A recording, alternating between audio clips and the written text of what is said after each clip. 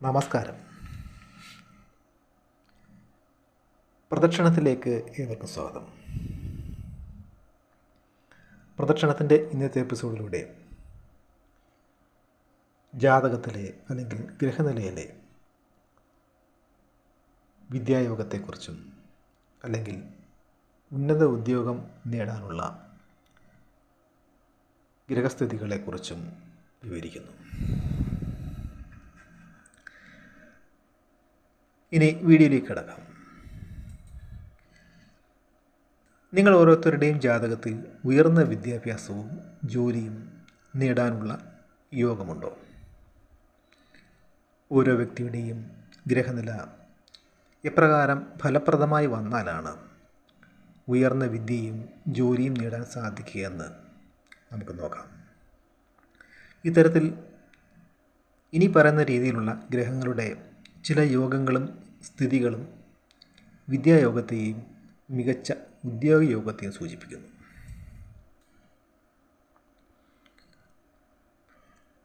ലഗ്നം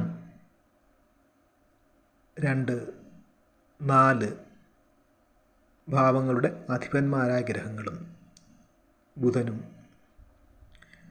വ്യാഴവും ശുക്രനും കേന്ദ്രഭാവങ്ങളിലോ ത്രികോണ ധനഭാവങ്ങളിലോ, അതായത് 1, 4, 7, 10, 5, 9, 2, 11 ഭാവങ്ങളിൽ പാപഗ്രഹ സംയോഗം കൂടാതെ നിൽക്കുകയാണെങ്കിൽ അത് ഉന്നത ഉദ്യോഗം നേടാനുള്ള ഒരു യോഗമാണ്. അതുകൂടാതെ ചൊവ്വ അഥവാ കുജനെ ശനിയോ ചന്ദ്രനോ ബുധനോ രാഹുവോ വീക്ഷിക്കുന്നതും ശുക്രൻ 4ാം ഭാവാധിപനായ ഗ്രഹത്തെയും വ്യാഴത്തെ വീക്ഷിക്കുന്നതും ആ വ്യാഴം 5ാം ഭാവാധിപനെ വീക്ഷിക്കുന്നതും ഉയർന്ന വിദ്യായോഗമായി പറയുന്നുണ്ട്.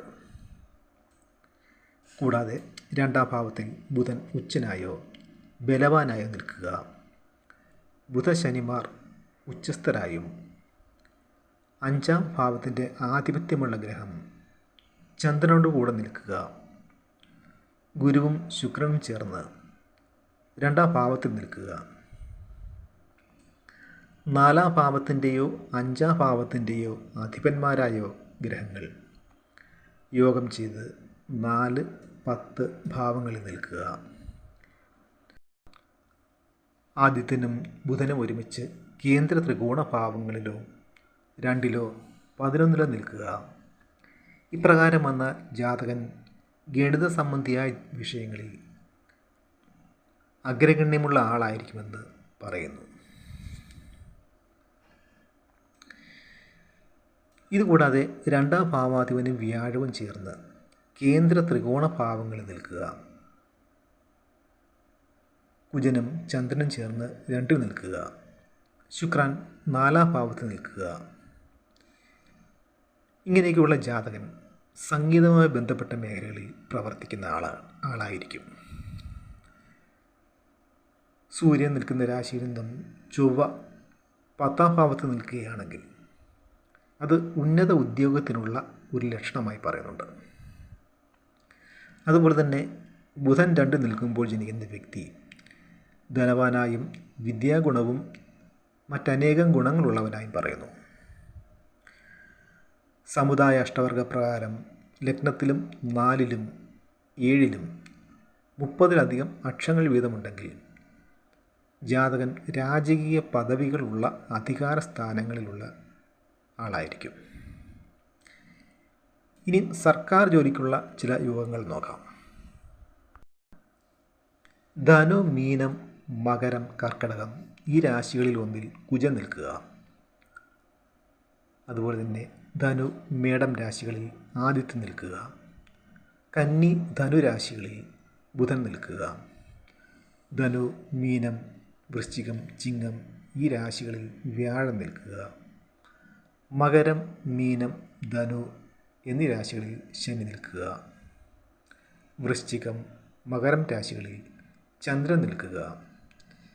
ഇടവം, മിഥുനം രാശികളിൽ ശുക്രൻ നിൽക്കുക. ഇവയൊക്കെ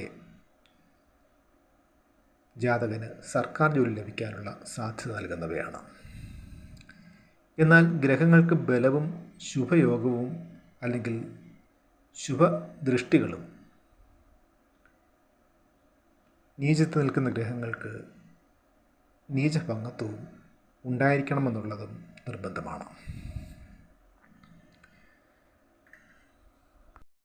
ഇതുകൂടാതെ മേടത്തിൽ നിൽക്കുന്ന ചന്ദ്രനെ ഗുരുവോ കുജനോ നോക്കിയാൽ സർക്കാർ ജോലി ഫലമായി പറയുന്നുണ്ട്.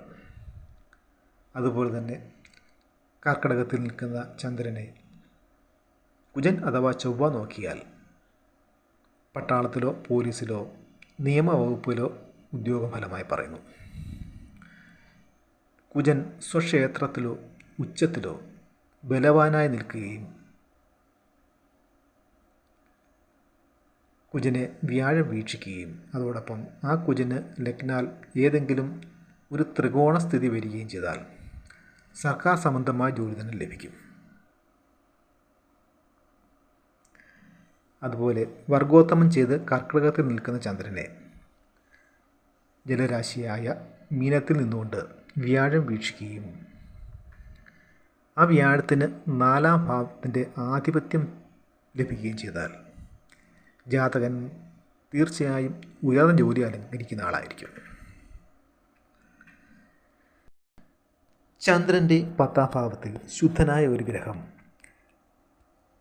ഒരു പാപഗ്രഹത്തിൻ്റെയും ദൃഷ്ടിയോ യോഗമോ കൂടാതെ നിൽക്കുക.